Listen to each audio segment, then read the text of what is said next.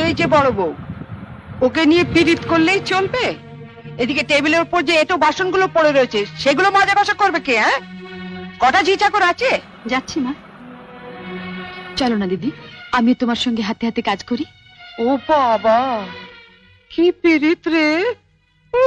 দেখবো দেখবো কত কাজ করতে পারো। দেখি তোমার বাবা মা কি গয়না পরিয়ে শ্বশুর বাড়ি পাঠিয়েছে। হ্যাঁ? গলার ওই দুটো সোনার না ইমিটেশন? আমার মা বাবা নেই, ছেলেবেলাতেই মারা গেছেন। আমি মামার কাছেই মানুষ। ও, মা বাবাকে খেয়ে বসে আছো? ধন্যি মেয়ে। এখানে এসে আবার তো নতুন করে মা পেলাম। ও বাবা, কি কাব্য মারা কথা রে বাবা! শিখে নাও মেজো বউ, শিখে নাও। আমার বাবা ওসব ন্যাকামি আসে না। নাও, খোলো দেখি হাতটা। দেখি দেখি দেখি দেখি, ছোট বউয়ের মুখখানা দেখি। তোকে আবার কি খবর দিল? বাহ, রন্টুর বউ ভাতে যাবো বলে তৈরি হচ্ছে, হঠাৎ তনু গিয়ে বলল, তা মা, তোমার ছোট বউয়ের মুখখানা তো বেশ। এই দেখ তো, ওর গলার হারটা সোনার না ইমিটেশন? আমার তো মনে হয় ইমিটেশন। মা দেখেছেন আমার বিয়ের হারটা এখনো কেমন চকচক করছে?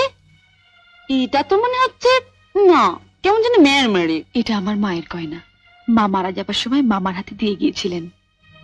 এই সুটকেসে আরো আছে। দেখি দেখি দেখি, সরো সরো সরো না, বাপের বাড়ি থেকে কি আনলে দেখি।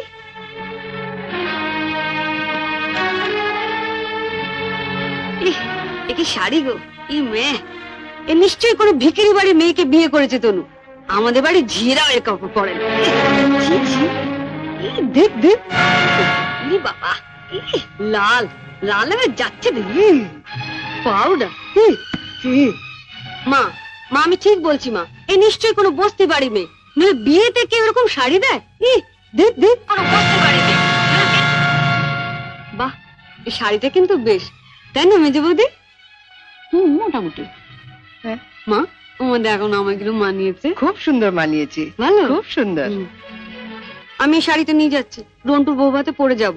শোনো, রাত্রিবেলায় ভালো করে আমি এসে সুটকেসটা ঘেটে দেখবো, কিছু যেন শরীর রেখো না। মা, নজর রেখো। শাড়িটা রেখে যাও। রেখে যাবে মানে? শুনলে না, ও এটা পরে ওর বন্ধুর বউ ভাতে যাবে। বউ ভাতে যাবে? নিজের শাড়ি পরে যাক। বড়লোক বাড়ি বউ ভিখিরি মেয়ের শাড়ি ধরে টানাটানি করছে কেন? ও মা, মেয়ের কি চোপা গো! আসতে না আসতে। আমি বলছি শাড়িটা ছাড়ো। না, আপনার মেয়ে না বলছিল আমার মামা যেসব শাড়ি দিয়েছে তা নাকি ওদের বাড়ি ঝিও পড়ে না? তামা, আপনি আপনার মেয়ের বিয়েতে এমন একটা শাড়িও দিতে পারেননি যেটা পরে রন্টুর বউ ভাতে যেতে পারে? আপনি তো দেখছি মা আমার মামার চেয়ে বেশি ভিখিরি। কি কি বললে তুমি আমার মাকে? বুকে খুব বাজলো না? ঠিক আমার বুকেও এমনি করে বেজেছিল যখন তুমি আমার পিতৃতুল্য মামাকে ভিখিরি বলেছিলে। চুপ কর ছোট। না, তুমি তো যত নষ্টের গোড়া। ও আসার সঙ্গে সঙ্গে 7 তাড়াতাড়ি কেন নিজের ঘরে নিয়ে এলে এবার বুঝতে পারছি। এর মধ্যে ওর কানে বিষ ঢেলে দিলে। দিদি কোথায় বিষ পাবে যে ঢালবে? আপনি আর আপনার মেয়ে তো বিষের জমিদারি নিয়ে রেখে দিয়েছেন। ছোট, শাড়িটা দিয়ে দে। না, আমার মামা খুব গরিব, বিয়েতে আমাকে ভালো শাড়ি না দিতে পারলেও এই শাড়িটা অনেক কষ্টে কিনে দিয়ে বলেছিলেন বাড়ির যিনি গুরুজন তার পায়ে দিয়ে প্রণাম করো।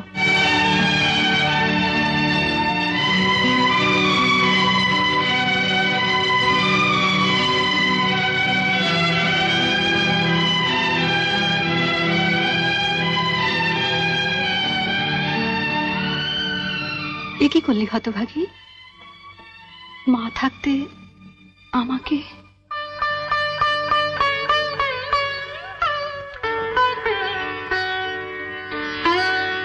ছোটবেলায় মাকে হারিয়েছি, কত আশা নিয়ে বাড়িতে এসেছিলাম, নতুন করে আবার মাকে পাবো।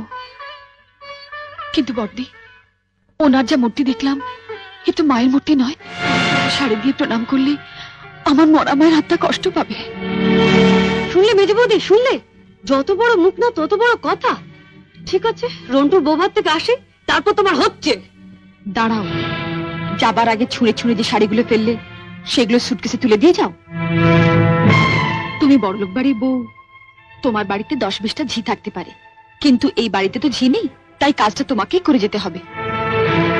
কি হলো, তোলো। ছেড়ে দে ছোট। তুমি চুপ কর বড়দি। রন্টুর বউ ভাতে যেতে গেলে কিন্তু এই কাজটা করে দিয়ে যেতে হবে ঠাকুরজি। আমার বাড়িতে? মা, কি ডাকাত মেয়ে রে বাবা। যাই, ওনাকে বলি গিয়ে যায়। তুমি কোথায় যাচ্ছ? শাড়িগুলো তোলো। মেজো বৌদি, ও বড় বৌদি, ছাড়, ছেড়ে দে ছোট, ছেড়ে দে, নইলে কিন্তু রন্টুর বউ ভাতে যেতে দেবো না। তোলো।